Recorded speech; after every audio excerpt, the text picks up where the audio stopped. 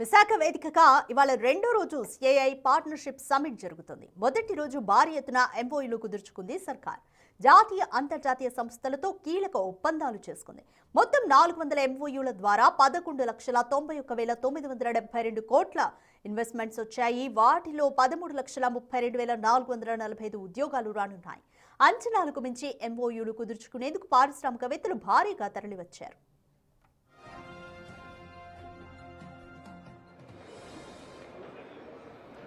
మొదటి రోజు భాగస్వామ్య సదస్సులో 8.26 లక్షల కోట్ల పెట్టుబడులను ఆకర్షించింది. దీని ద్వారా 12.05 లక్షల ఉద్యోగాలు రానున్నాయి. సీఎం సమక్షంలో 41 ఎంఓయూల ద్వారా 3.5 లక్షల కోట్ల పెట్టుబడులకు ఒప్పందం జరిగింది. మంత్రుల సమక్షంలో 324 ఒప్పందాల ద్వారా 8,41,786 కోట్ల పెట్టుబడులు వచ్చాయి. 1.1 లక్షల కోట్లతో రిలయన్స్ 1000 మెగావాట్ల డేటా సెంటర్ను ఏర్పాటు చేయనుంది.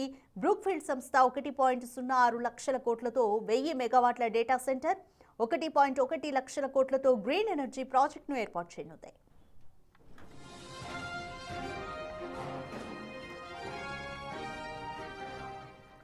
ఏపీసీఆర్డీఏ, ఎనర్జీ, ఫుడ్ ప్రాసెసింగ్, ఐ&ఐ, పరిశ్రమలు, వాణిజ్యం, ఐటీ, మున్సిపల్ శాఖల్లో కూడా ఒప్పందాలు కుదుర్చుకుంది సర్కార్. పరిశ్రమలు, వాణిజ్య రంగాల్లో అత్యధికంగా 4.23 లక్షల కోట్ల పెట్టుబడులకు ఒప్పందాన్ని కుదుర్చుకున్నారు. ఐటీ అండ్ ఎలక్ట్రానిక్స్ రంగాల్లో 2.56 లక్షల కోట్ల పెట్టుబడులకు ఒప్పందం జరిగింది. విద్యుత్ రంగంలో 2.45 లక్షల కోట్ల పెట్టుబడులు, విమానయాన రంగం అభివృద్ధిలో 1.91 లక్షల కోట్ల పెట్టుబడులు వచ్చాయి.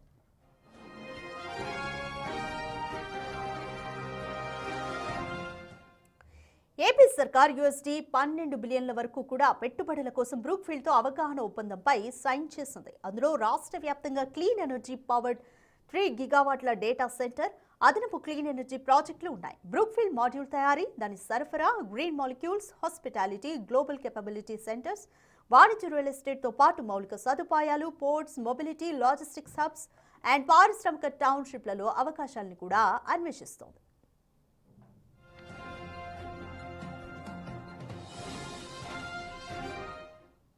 విశాఖలో రెండో రోజు సిఐఐ సదస్సు కొనసాగుతుంది. సీఎం చంద్రబాబుతో భేటీ కానున్నారు దేశ విదేశాలకు చెందిన ప్రతినిధులు. ఎల్జీ కెమ్, అట్మాస్ఫియర్ కోర్, ఇఫ్కో, కార్డెలియా క్రూయిజెస్తో పాటు సుమిటోమో మిత్సుయి బ్యాంకింగ్ కార్పొరేషన్ అధిపతులు ప్రతినిధులతో సమావేశం కానున్నారు.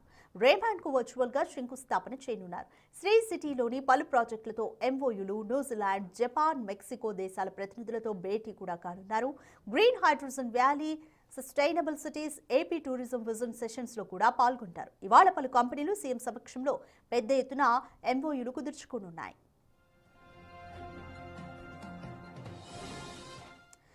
తొలి రోజు సిఐఐ భాగస్వామ్య సదస్సులో సింగపూర్ హోంమంత్రి షణ్ముగం పాల్గొన్నారు. ఏపీతో మంచి అనుబంధాలు ఉన్నాయన్నారు. ఏపీతో కలిసి పనిచేసేందుకు, రాష్ట్రంలో పెట్టుబడులు ప్రోత్సహించేందుకు ఆసక్తికరంగా ఉన్నారన్నారు. సుస్థిర అభివృద్ధి, digital transformation, real time economic governance, మానవ వనరుల అభివృద్ధి అంశాల్లో ఏపీకి సింగపూర్ ప్రభుత్వం సహకరిస్తుంది అన్నారు.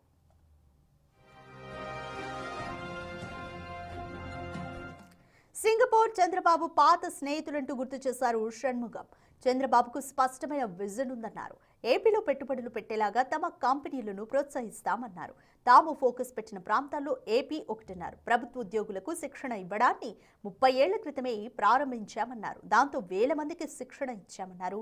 మళ్లీ ఇప్పుడు ఏపీతో కలిసి పనిచేసేందుకు సిద్ధంగా ఉన్నారని తెలిపారు. Honorable Chief Minister Mr. Chandrababu Naidu and Singapore are old friends. We in Singapore admire and respect his dedication, innovation and boundless energy. We understand Mr. Naidu and he understands us, and he has visited Singapore and he is an old friend of Singapore. So we worked on this memorandum of understanding. It at first said, qualitative governance. దీనిపై more details మా ప్రతినిధి రాజు అందిస్తారు. Right రాజు, వైజాగ్ లో జరుగుతున్న CII భాగస్వామ్య సదస్సు మొదటి రోజు ఏ విధంగా జరిగింది, ఎంతవరకు పెట్టుబడులు వచ్చాయి, అలాగే ఈ రోజు ఏ విధంగా ఉండబోతుంది అనుకోవచ్చు?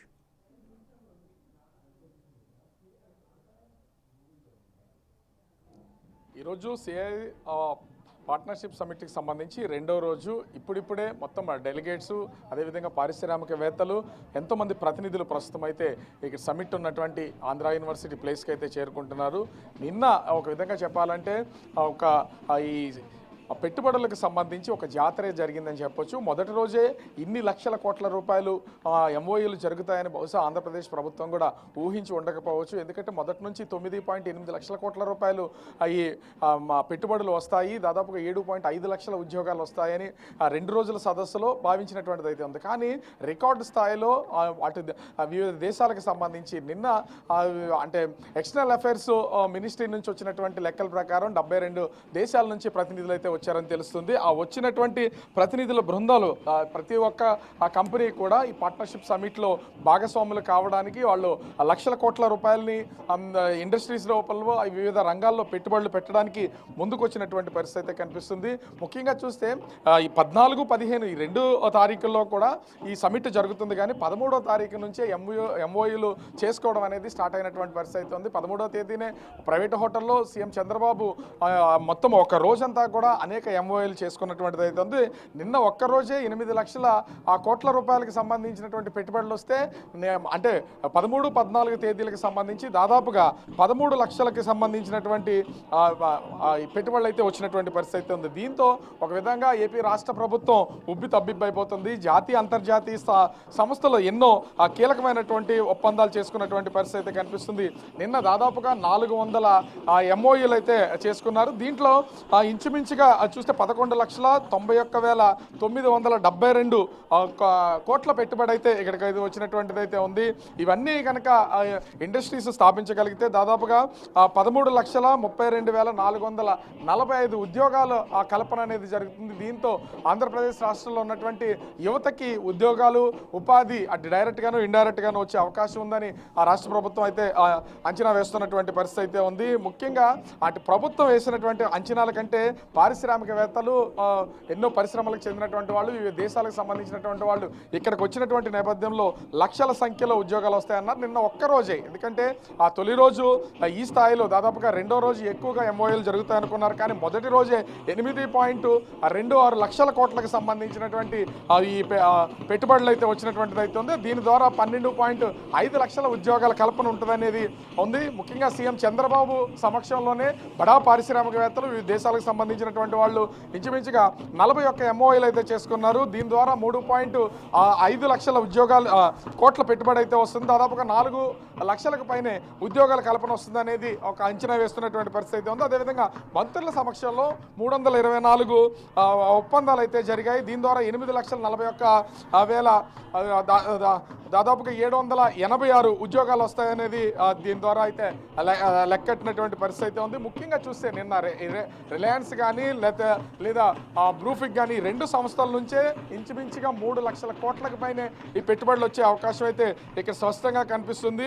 ఒక విధంగా చెప్పాలంటే 1,10,000 కోట్లతో రిలయన్స్ 1000 మెగావాట్లతో ఇక్కడ ముఖ్యంగా చూస్తే ఈ 1000 మెగావాట్లతో ఈ డేటా సెంటర్ని అయితే ఏర్పాటు చేయడానికి సన్నాహాలు చేసినటువంటిది అయితే ఉంది. దీంతో పాటుగా బ్రూఫీల్డ్కి సంబంధించి 1,06,000 కోట్లకు సంబంధించి 1000 మెగావాట్లతో ఈ మెగా డేటా సెంటర్తో పాటుగా 1,10,000 కోట్లతో గ్రీన్ ఎనర్జీకి సంబంధించినటువంటి ప్రాజెక్ట్ని కూడా అనౌన్స్ చేసినటువంటిది అయితే ఉంది. ఇలా అంటే మొదటి రోజే దాదాపుగా 8.26 లక్షల కోట్లకు సంబంధించి పెట్టుబడులు వచ్చినటువంటి నేపథ్యంలో ఈ రోజు మరి దాదాపుగా మరొక 5 లక్షల కోట్ల రూపాయల పెట్టుబడులు వస్తాయనే ఒక అంచనా వేస్తున్నటువంటిది అయితే ఉంది.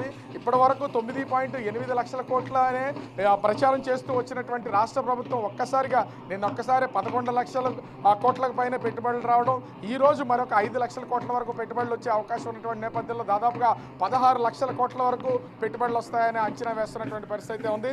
మరికొంతసేపట్లో సీఎం చంద్రబాబు ఈ వేదిక దగ్గరికి అయితే వచ్చే అవకాశం అయితే కనిపిస్తుంది. ఇప్పటికే అనేక దేశాలకు సంబంధించినటువంటి ప్రతినిధులు, అదేవిధంగా పారిశ్రామికవేత్తలు వస్తున్నటువంటిది అయితే ఉంది. ముఖ్యంగా అటు గ్రీన్ ఎనర్జీలోను ఆ డేటా సెంటర్లోను ఎక్కువగా ఈ పెట్టుబడులు పెట్టడానికి సన్నద్ధం అవుతుంది. వాణిజ్యం అదేవిధంగా పరిశ్రమలు ముఖ్యంగా పోర్టులకు సంబంధించి టూరిజం, ఐటీ అండ్ ఎలక్ట్రానిక్స్ ఈ వీటిలో భారీ పెట్టుబడులకి సన్నాహాలు చేసినటువంటి పరిస్థితి అయితే కనిపిస్తుంది. ఓవరాల్గా చూస్తే 14-15 తేదీల్లో జరుగుతున్నటువంటి ఈ సిఐఏ భాగస్వామి సమ్మిట్కి సంబంధించి భారీ స్థాయిలో పెట్టుబడులు వస్తున్నటువంటి నేపథ్యంలో ఇప్పుడు రాష్ట్ర ముఖ్యమంత్రి అదేవిధంగా ఐటీ శాఖ మంత్రి నారా లోకేష్, ముఖ్యమంత్రి చంద్రబాబు ఒక విధంగా అమిత ఆనందంలో ఉన్నటువంటి పరిస్థితి అయితే ఉంది. వీటన్నింటినీ కేవలం నిన్న సీఎం చంద్రబాబు మాట్లాడుతూ కూడా కేవలం ఒప్పందాలు చేసుకోవడం మాత్రమే కాదు, వీటిని గ్రౌండింగ్ కూడా చేసి తీరుతాం, మొత్తం అన్ని పరిశ్రమలు మా ప్రభుత్వ కాలంలోనే ఏర్పాటు చేసే దిశగా మేము చర్యలు చేపడతాం, ఇక్కడ కావాల్సినంత భూమి అందుబాటులో ఉంది, వనరులు అందుబాటులో ఉన్నాయి, వీటన్నిటి ద్వారా పరిశ్రమల స్థాపన చేయడంతో పాటు రాష్ట్రాభివృద్ధి చేయడంతో పాటుగా ఎంతోమంది యువతకి డైరెక్ట్ గాను ఇండైరెక్ట్ గాను లక్షల ఉద్యోగాల కల్పన అయితే చేస్తామని సీఎం చంద్రబాబు ప్రకటించినటువంటి పరిస్థితి అయితే ఉంది.